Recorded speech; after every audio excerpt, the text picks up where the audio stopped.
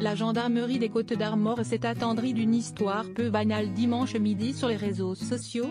Mais la réalité est sans doute moins charmante. Briser les rêves de Noël de son enfant pour s'éviter certaines frayeurs. Voici la triste mais pragmatique conclusion à laquelle s'est sans doute résolue une mère de famille à Lamballe, Côtes-d'Armor dimanche en fin de matinée. Retour en arrière. Il est 8h30.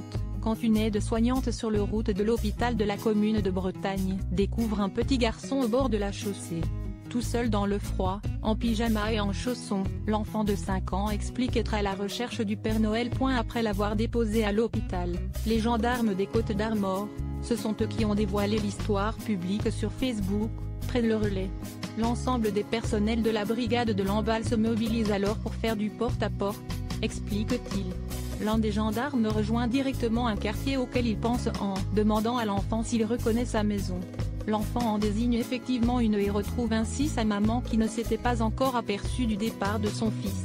Voici donc pour l'histoire de Noël à Lamballe, que la brigade a rangé à midi dans la catégorie mignon.